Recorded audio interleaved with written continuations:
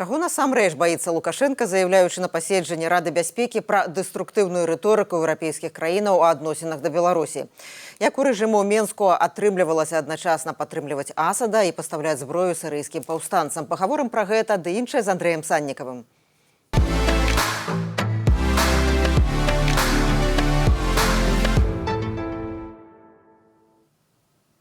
Добрый дзень, тут Ганна Соўваць, гэта наш штодзённы эфір «Пік свабоды». Я вітаю палітыка, былога кандыдата на прэзідэнта, лідара Еўрапейскай Беларусі Андрэя Саннікава. Добрый дзень. Добрый дзень. Я прапаную пачаць нашу размову сённяшняга паседжання Рады бяспекі Беларусі, на якім Александр Лукашенко заяўляў пра тое, што з яго пункту гледжання галоўнай тэндэнцыяй у сферы бяспекі з'яўляецца назапашванне канфліктнага патэнцыялу ў розных рэгіёнах свету. Это канец цытаты, і што ён збіраецца, ізноў цытата, разгледзець пытанне планавання абароны дзяржавы на сярэднятэрміновую перспектыву, канец цытаты. Што насамрэч стаіць за гэтымі фармальнымі словамі і за гэтымі асцярогамі? Чаго насамрэч з вашага пункту гледжання баіцца Лукашенко цяпер? Ну, зараз сказалі, я падумаў, што якая ж гэта Рада бяспекі Беларусі? Гэта Рада бяспекі Лукашэнкі.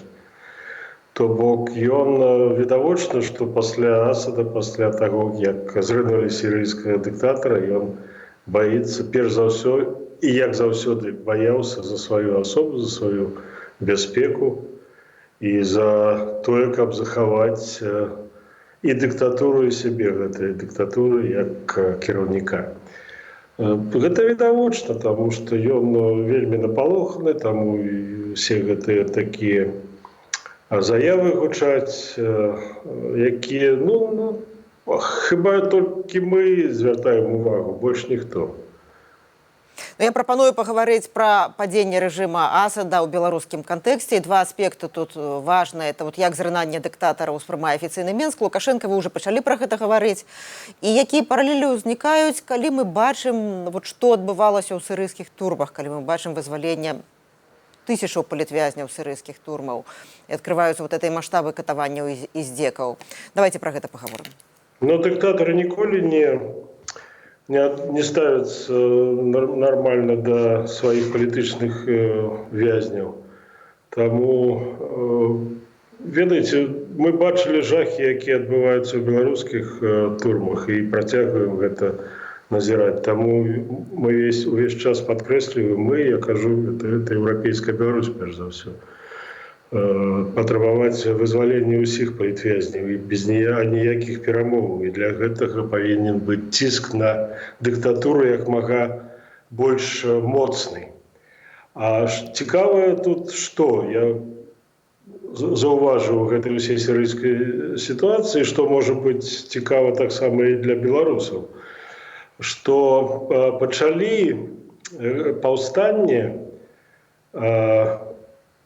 літаральна крымінальнікі, злачынцы, таму што яны прызнаны нават Масквой, я не кажу пра Злучаныя Штаты, міжнароднымі тэрарыстамі. І гэтая групоўка пачала паўстанне супраць дыктатара Асада і зрынула гэтага дыктатара. То бок, і яе падтрымаў народ.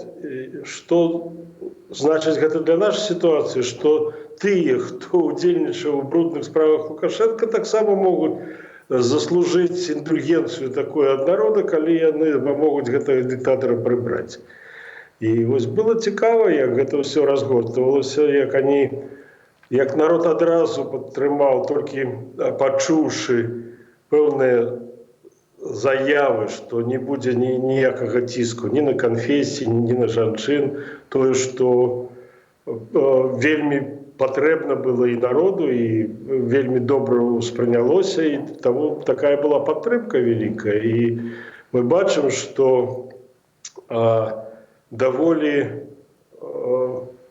гладка, можна сказаць, я маю на ўвазе у паводзінах устаўленні да людзей, да насельніцтва Сірыі прайшла ўся гэтая рэвалюцыя сірыйская. Гэта сапраўдная рэвалюцыя. Гэта рэвалюцыя, якая зрынула такой мерзотны рэжым. І сапраўды тое, што мы бачым, гэтыя жахі ў турмах, гэта ўража, але ж зноў-такі падкрэслю, што гэта адбываецца ў турмах усіх дыктатараў. І лукашэнкаўскіх турмах яны нагадваюць Зіданы самыя такія зброчныя турмы усходнія, якія, як мы ведаем, адрозніваюцца ад турм, існуючых у Еўропе, вельмі жорсткім стаўленнем да сваіх апанентаў. Ну, яшчэ одна вельмі важная сірыйска-беларуская тэма, ну, як высветлілі цяпер расследнікі, Лукашенко, ну, заўсёды падтрымліваў Асада, цяпер падтрымлівае, але падобна, што падтрымліваў і ягоных апанентаў таксама. От, падчас грамадзянскай вайны, якая пачалася ў 2011 годзе, сірыйская апазіцыя верагодна атрымлівала ад Беларусі ўзбраенне для барацьбы з урадавымі войскамі. Это беларускі расследавальскі цэнтр высветліў. Наколькі вот гэта лагічныя дзеянні для рэжыму паводле вашай экспертызы? Ну, гэта было вядома і раней. Па дакументам такого інстытута вывучэння праблемаў міра СІПРІ яны пісалі пра гэта і ведалі, што гэта адбываецца. Ну што, тут патрэбны грошы, таму пры ніякай мараль, там, палітыку ці бакі нават на баку выпадкова могуць рабіць нешта, каб падтрымаць апазіцыю існуючаму рэжыму, з кім існуюць адносіны персанальныя, падкрэслю, таму што у дзяржавы Беларусь не можа быць ніякіх адносінаў з гэтымі мярзотнікамі. І патрэбны грошы, за гэта добра плацяць. Я думаю, што там іншыя краіны даволі багатыя падтрымлівалі сірыйскую апазіцыю, якая мела грошы на тое, каб набываць зброю. Вось яны і набывалі. Лукашенко тут як тут. Вы ж ведаеце, калісьці нават у 90-х, пры канцы 90-х, у начале міленіума, Беларусь ледзь не 5-е месца ў свеце займала па гандлю зброяй. Вось таму, што грошы ад зброі, якімі бруднымі яны не былі, яны ішлі на падтрымку рэжыму відавочна. Калі працягваць разглядаць сірыйскую сітуацыю ў беларускім кантэксце, вельмі важны чыннік там быў падтрымка Асада Расіяй, якая аслабілася, паколькі Расія моцна занятая была вайной супраць Украіны. Наколькі гэты чыннік вырашальны і якім чынам гэта можа ўспрымацца як патэнцыйная небяспека рэжыма ў Менску? Тут цікава тое, што Асад патрабаваў нават, не прасіў, каб даслалі войскі ў Сірыю Пуцін. І яму адмовілі. Вось што цікава, што калі зрынаюць рэжым і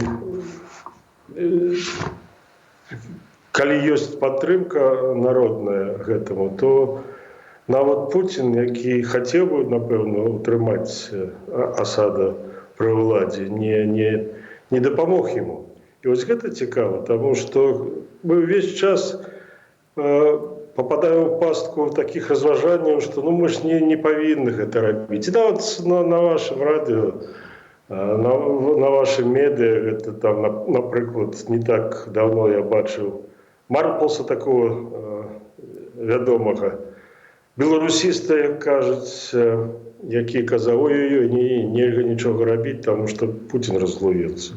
Ну, вось гэта пастка такая, што якая зыходзіць з людзей недобразлічліўцаў, не тых, хто з'яўляецца сябрам Беларусі. Не, паказаў прыклад Сірыі, што адбываецца з сяброўствам дыктатараў з дыктатарамі. Яны гуляюць разам, але калі там пахне жараным, як кажуць, то яны не будуць дапамагаць, ратаваць будуць сваю скуру. Калі разглядаць спосабы, якім чынам можа скончыцца дыктатура, якім чынам будзе зрынутая дыктатура ў Беларусі, розныя ёсць варыянты. Вот такі сірыйскі варыянт, якая яго верагоднасць паводле вас? Ну, калі злачынцы пры ўладзе зараз уздымуць паўстанне, то, я думаю, іх падтрымаюць. Вось гэта такі варыянт, таму што там ёсць дасведчаныя людзі, што рабіць са зброяй, і тыя, хто добра ведаюць і планы Лукашэнкі, і рэзідэнцыі Лукашэнкі, і гэтак далей. Ну, яны могуць заслужыць прабачэнне беларускага народа за тую дзейнасць, якую яны вялі, каб умацаваць гэты рэжым, каб працягваць тыя злачынствы, якія гэты рэжым робіць. Вось у іх ёсць шанс. А так, я думаю, калі будзе нейкая небяспека з боку, напрыклад, России, то трэба разважаць тое, што я зараз даволі інтэнсіўна раблю пра міратворчыя сілы. Таму што мір змяніўся, а падыходы да канфліктных сітуацый не змяніліся. І прэвентыўныя меры не імкнуцца заможныя страны Захада прымаць, каб пазбавіцца. Ну, вось прыклад, тая ж Сірія. Колькі там Барак Абама гэтых чырвоных ліній маляваў і нічога не рабіў. І гэта на яго совесці, на яго сумленні зараз тое, што больш за 500 000 сірыйцаў загінулі у той вайне, якая пачалася ў 2011 годзе, а маляваў ён на гэтыя чырвоныя лініі ў 2013 годзе, калі пасля атакі з ужываннем хімічнай зброі у Сірыі. І калі б тады спынілі Асада, то не было б... Я думаю, што нават і Расія не вайшла б в Украіну, не пачала б гэтую агрэсію супраць Украіны. То бок трэба заходняму свету, які будуецца на дэмакратычных прынцыпах, усё ж такі пачынаць адстойваць гэтыя прынцыпы не толькі ў сваіх краінах, а і па іх за межамі. Таму што відавочна зараз, што дыктатары, такія як Пуцін і Асад, яны гэта зараз там адбылося так, што Пуцін і не мог, і не хацеў нічога рабіць. А так яны вельмі добра падтрымліваюць адзін аднаго, і нават зброю падтрымліваюць. Супраць гэтага павінны быць пэўныя меры. І я скажу пра міратворчыя сілы, пра тое, што... А паводле вас, якія краіны, якія арганізацыі маюць прыняць рашэнне пра гэта, пра увядзенне міратворчых сілаў? НАТО, Евразвяз і потым ААН. Ну, ААН уже дыскрэдытавала сябе ў справах бяспекі. Гэта паралізованы ўсе механізмы, якія раней дзейнічалі. Пасля таго, як Расія скасавала ўсе дамовы у галіне бяспекі, у тым ліку ядзерныя, то НАТО павінна, як гэта і было у Прыштіне, калі у Косово, калі яны ўзялі ініцыятыву і прадухілілі забойства сербаў праваслаўных у гэтым мусульманскім рэгіёне тады. І Еўразвяз, які зараз задумваецца ўсё больш і больш пра свае сілы, хаця гэта цягнецца ўжо немало гадоў, ну, таксама можа паўплываць на гэта. Але не трэба чакаць нейкіх разглядаў на шырокіх форумах, такіх як Генеральная асамблея, а трэба выбудаваць такія меры па прыняццю прэвентыўных захадаў. Давайте перейдем теперь до ситуации власне в Беларуси. Ну, напередодні 26 студзеня, калі ўлады прызначылі выборы прэзідэнта, рэпрэсіі ўвесь час адбываюцца ў Беларусі, але яны моцна ўзмацніліся ва ўсіх сферах. Працягваюцца жорсткія рэпрэсіі, людзей проста запалохваюць. Но пры тым, што всім зразумела, што ў цяперашніх умовах 26 студзеня пратэсты проста немагчымыя. Чаго насамрэч баяцца ўлады, чаму яны так пагаршаюць сітуацыю, чаму яны ўзмацняюць рэпрэсіі? Ну, таму што страшна. Асад, зрынулі Асада, сяброў не засталося ўвогуле. Таму, калі казаць, што Лукашенко кантралюе сітуацыю ў Беларусі, не, ён эканоміку не кантралюе. Вы заўважылі, што праз 30 гадоў кіравання краінай ён усё ж праводзіць нарады, што там все кепска. Там і з наукай кепска, і нават сельскай гаспадаркай. Гэта ж ты кіраваў. Ты ж 30 гадоў вёў краіну да гэтых калапсаў паўсюль. Таму што чалавек займаецца толькі з сабой і з умацаваннем сваіх пазіцый. І тое, што рэпрэсіі працягваюцца, сведчыць пра тое, што ён напалоханы. Ён сапраўды напалоханы, яго прывіды шматлікіх мас беларусаў на вуліцах Менску і іншых гарадоў. Ён гэта бачыць, я думаю, вельмі так яскрава.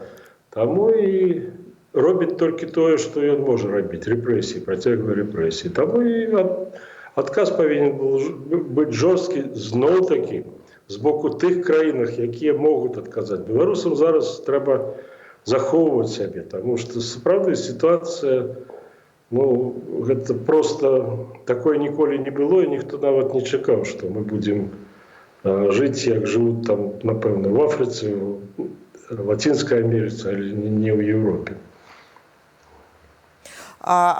Паводле вас, што б вы параілі людзям, якія цяпер у Беларусі, якія тут вымушаны і падтрымліваць, і падпісвацца гвалтам за Лукашэнку, якія павінны захавацца, як вы кажаце? Якая найбольш правільная тактыка, стратэгія, што рабіць у гэтае, перад гэтым 26 студзеня, тое, што нельга назваць выбарамі сапраўднымі? Для мяне няма такой даты 26 студзеня. Гэтым цікавяцца толькі Лукашенко і Ціхановская.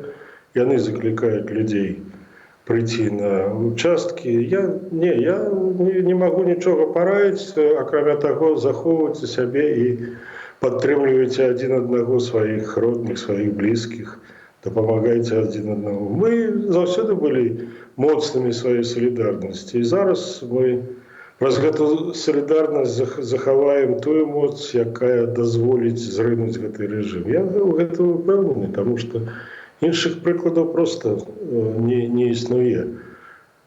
Я так разумею, вы раіце людзям проста не заўважаць гэтай даты па магчымасці. Я кажу, што гэта для мяне як, ведаеце, які прыклад тут можа згадаць. Напрыклад, як выбары ў Кракозіі. Памятаеце, у тэрмінале так была такая краіна у фільме з Томом Хэнксом. І ён папаў, калі там пачаўся пераварот ваенны, і дакументы ў яго былі беларускія, там пашпарты, вадзіцельскае пасведчанне. Гэта тое ж самае, ведаеце, гэта нейкая гульня ў то, што незразумела. Я разумею адно і магу сказаць шчыра, што пры Лукашэнкі ніякіх выбарах не будзе, а на ніякім узроўні. Таму давайте забудзем гэтае слово да тых часоў, калі мы аднавім і дэмакратыю, і выбары, і нашу Беларусь. Калі гэтыя часы могуць наступіць? Я не магу сказаць. Трэба за гэта змагацца, не трэба дапускаць, што Лукашенко гэта нешта станоўчае, што я зараз чую час ад часу і ад розных людзей. Не, трэба для сябе вырашыць. Лукашенко гэта зло. Мы павінны ад яго пазбавіцца і павінны все рабіць, каб гэтага дасягнуць. Што я, як і шматлікія беларусы, думаў, што гэта мы здолеем зрабіць нават там напрыканцы 90-х. Не здолелі. Гэта не мяняе падыход. Не павінны мы мяняць свой падыход да гэтай сістэмы. Не павінны ніякім чынам апраўдваць тое, што існуе на Беларусі. Таму што это зло, і такое зло, якое пазбавіла нас жыцця просто пазбавіла жыцця. І некаторых у літаральным сэнсе, некаторых у пераносным, але ж гэта так. Беларусь зараз не жыве ў Беларусі. У першыя гады незалежнасці вы ўзначальвалі беларускую дэлегацыю на перамовах па звычайным ядзерным разбраенням з правам подпісу ад імя краіны. Нядаўна была гадавіна будапешцкага мемарандуму, но які, як паказала гісторыя, не здолеў абараніць Украіну ад вайны. Чаму не працуюць гарантыі ядзерных дзяржаваў? Які ваш адказ? Ну, таму што гэта не гарантыі. Гэта было шмат спрэчак вакол гэтага слова, і у англійскім тэксце ўжыта слова «забеспячэнне». А у рускім не ва ўсіх перакладах, таму што арыгінальны тэкст быў па-ангельску, а не ва ўсіх перакладах гэта адбілася, і я думаю, што трошкі там падмухлівалі, каб былі гарантыі. Не, гэта не гарантыі.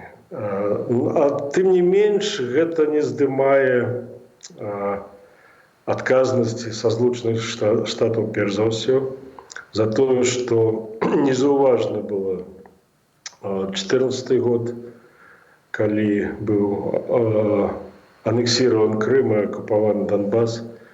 Я зараз сустракаўся, дарэчы, калі быў у кастрычніку у Вашынгтоне, сустракаўся з двумя маімі калегамі, амбасадарамі, кіраўнікамі дэлегацыі па разбраенню Украіны і Злучаных Штатаў. Мы абмяркоўвалі гэта, ці магло б пайсці гэта па іншым шляхам. І нават амерыканскі амбасадар пагадзіўся, што не было, ён не чакаў, што не будзе ніякай рэакцыі у рамках будапешцкага мемарандума на дзеянні Расіі. Яна павінна была быць, но не было яе. Вось, і таму трэба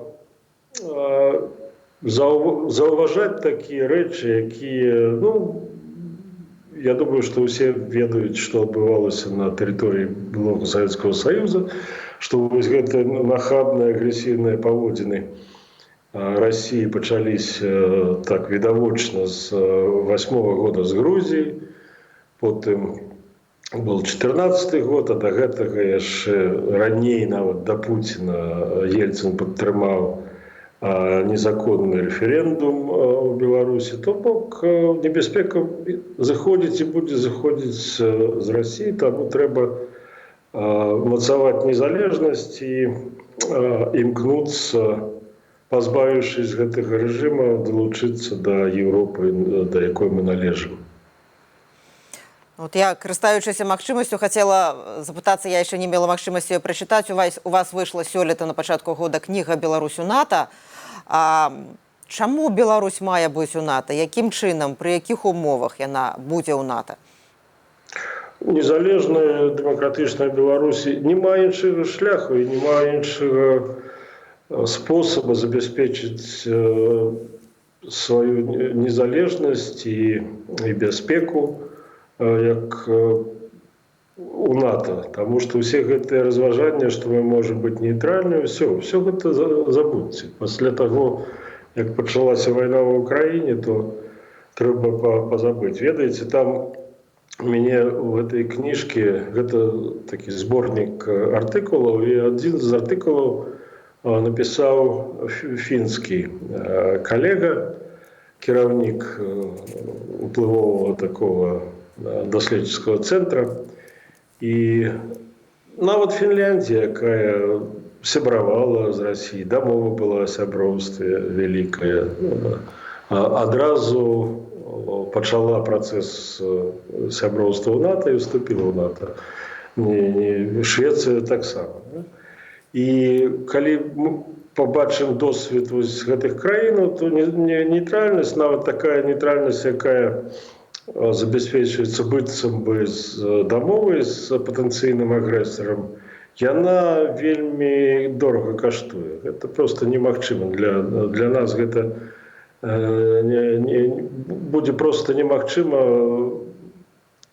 траціць такія сродкі на нешта, што можна забяспечыць іншым шляхам, а менавіта сяброўствам у НАТО. Таму гэтае разважанне пра нейтральнасць, пра Балта-Чарнаморскі саюз, это все ўжо ў мінулым. Можна было тэарэтызаваць раней, зараз все. Тут адразу мы павінны будзем, як толькі аднавім нашу незалежнасць і самастойнасць, адразу павінны будзем працаваць з НАТО, каб уступіць як мага хутчэй. І я вам скажу, наш шанс это нашмат больш лепшы, чым у той же Украіне, таму што няма тых праблемаў, няма таго падзелу у краіне ні геаграфічнага, ні палітычнага, ні па нацыянальнасці, ні па прыхільнасці, як в Украіне, напрыклад, усход-захад. Таму... А прысутнасць Расіі, а тое, што Расія, ну, фактычна, это як бы кантралюе вельмі многія рэчы у палітыцы цяперашняй Беларусі і такое суседства. Это можа быць вялікай праблемай якраз. Ну вот вы зноў про Расію. Ну давайте уже пакінем Расію. Нехай мы павінны рабіць... Добра яе пакінуць бы. Тое, што нам патрэбна. Так, ёсць небяспека, яна і будзе захоўвацца. Ну гэта ж не значыць, што мы павінны кіравацца тым, што Пуцін думае і планамі Пуціна ў дачыненні да Беларусі. Не, давайте уже жыць як беларусы і як дзяржава самастойная. Нават калі мы зараз, там у нас складаная сітуацыя з гэтым ёлупнем пры ўладзе, ну так гэта ж не значыць, што мы павінны змірыцца з гэтым. Гэта ж не значыць, што мы павінны нейкімі глупствамі займацца і шмат часу прысвячаць таму, што каб разглядаць, а што Пуцін будзе рабіць калі. Ты он будзе рабіць гадасці увесь час. І Пуцін, і Кремль. Таму давайте, а вось тое, што Беларусь незалежная і сябр НАТО забяспечыць бяспеку, прабачце за гэту таталогію, у рэгіёне, гэта факт. І вось на гэта надо апірацца і даводзіць гэта да нашых партнёраў, да нашых сяброў, што гэта адразу зменіць усю сітуацыю з бяспекай у нашым рэгіёне, ва ўсёй Еўропе. І вельмі, я праз шмат якіх перамоваў, у тым ліку з расійскімі дэлегацыямі у галіне разбраення і бяспекі праходзіў. Яны ўспрымалі ў штыкі нашай пазіцыі. Спачатку ўвогуле не хацелі, каб мы ўдзельнічалі ў гэтых перамовах па разбраенню, каб усё вырашала Москва. Але потым нармальна все ўспрынялі і ну так не падабалася ім, але ж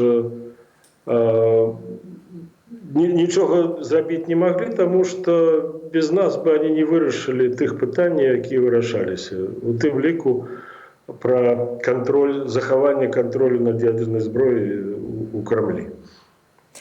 Гаспадар Андрэй, я хацела вас яшчэ запытацца, большасць вашых паплечнікаў па еўрапейскай Беларусі, якія былі ў Беларусі за кратамі і вельмі доўга, больш за год, амаль 2 гады, няма сувязі з Міколам Статкевічам, няма сувязі з Евгенам Афнагелем. Раскажыце, чым цяпер, чым сканцэнтраваная праца еўрапейскай Беларусі? Ну, тое ж самае мы робім. Я асабіста, я магу пра сябе казаць, таму што інфармацыя сёння трэба вельмі пільна ставіцца да той інфармацыі, пра якую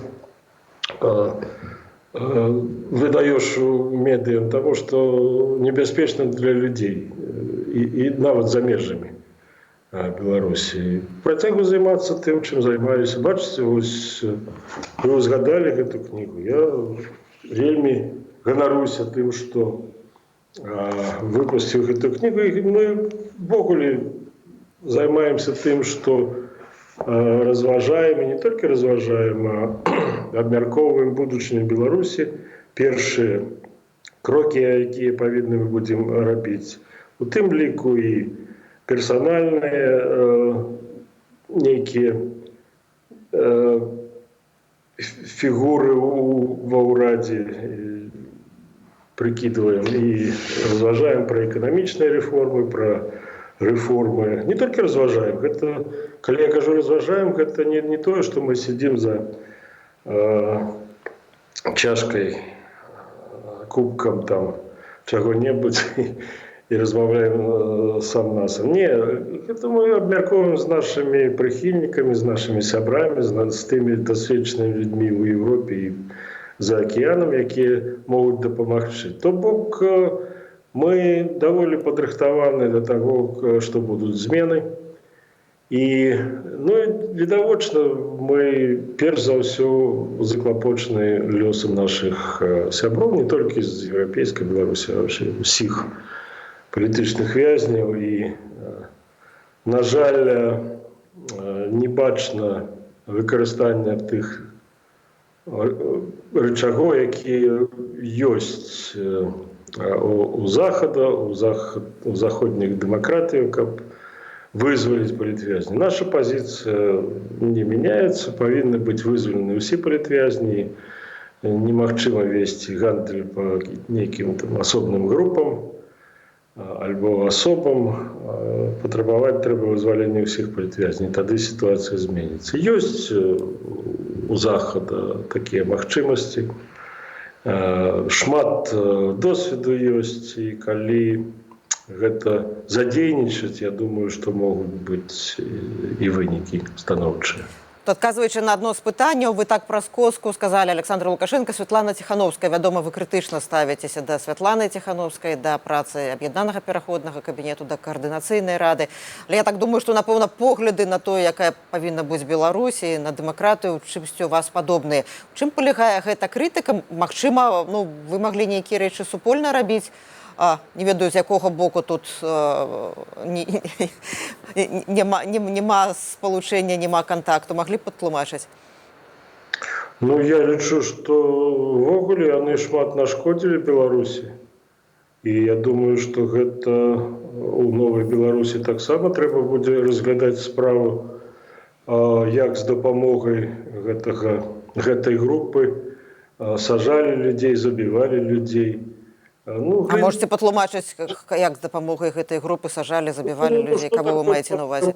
Вы ведаеце, колькі людзей у турмах праз гэты план перамога?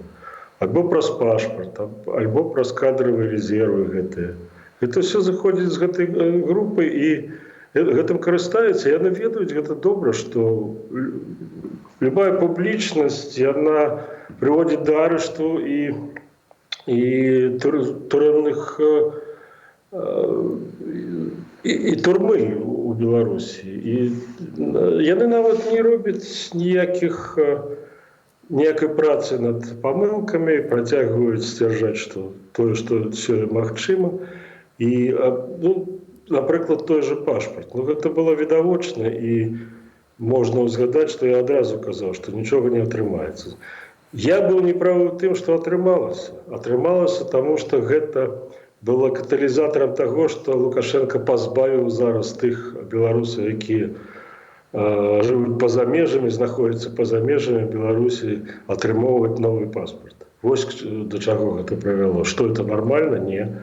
Відавочна было, што авантура. Відавочна было, што ніколі, я яшчэ раз падкрэслю, не будзе гэта. А яны дагэтуль сцвярджаюць, што гэта магчыма. Ведаеце, я не хочу разважаць, таму што яны толькі шкодзяць зараз Беларусі, а не дапамагаюць. Это такое, да, сумесна з Лукашенко і працуюць. Ну, там вы крыху абвінавачванне высунулі, от калі взяць, такая ёсць метафора вельмі вядомая пра гвалтаўніка, так, ну так, ёсць такі пастулат, што гвалтаўнік вінаваты заўсёды, а не ахвяра, якая там мела кароткую спадніцу, ці позна ўвечары ішла не ў тым месцы. Ну, у дадзеным выпадку, ну, вінаваты рэжым, які саджае людзей, а не людзі, якія спрабуюць штосьці зрабіць. Слухайце, я заўсёды казаў, што план перамога – гэта распрацоўка КДБ. Ну, вы ж не будете аспрэчваць, што гэты план дапамог пасадзіць. Я ж не кажу, што яны такія ж злачынцы, як Лукашенко. Яны пасобнікі, яны памагатыя.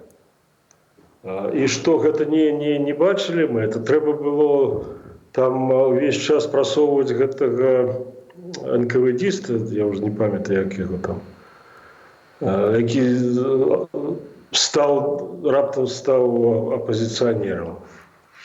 Ну, нема даверу. Я не магу давераць людзям, якія будаваць... А вы вот са сваім досведам, вы былы кандыдат на прэзідэнта, а вы лідар, якога многія людзі ведаюць, маглі вы параіць камандзе гэтых? Вы раілі, так? Я раілі. Таму зараз яны так напалохаліся, што пачалі рабіць усё наадварот.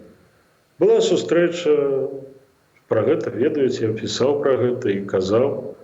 І раілі мы і да гэтага. Ну, я не хочу зараз у гэта паглыбляцца, таму што гэта не мае ніякага значэння для сітуацыі ў Беларусі. Ну, няхай сабе там зараз там іх, можа, час, як яны лічаць. Так, а, спадар Андрей, у нас просто уже тут завершаецца эфірны час, і наш час у студыі. Так, якраз таксама я прапаную не паглыбляцца, і апошняе вельмі кароткае пытанне, пажадана кароткі адказ, што ў гэтыя цяжкія зброчныя часы дае вам аптымізму?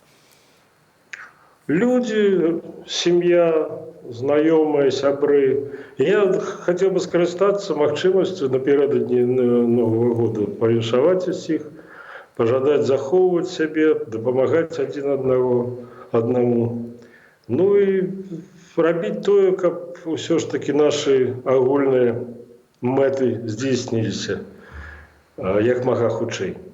А мне дапамагае заўсёды тое, што я ведаю. Может быть, я в уникальной ситуации, ну не то, что уникальной, я ведаю, какой может быть Беларусь, потому что я удзельнічаў активно у початку 90-х у будаванні этой краіны с пункту гледжання міжнародных зносінаў і месцаў у свеце.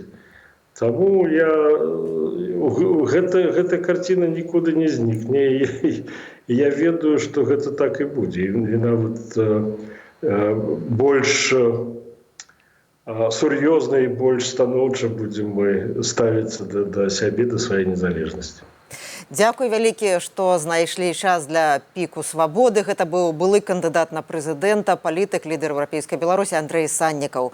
Я, Ганна Соўць, развітваюся з вамі. Заставайцеся са свабодай і ў бяспецы.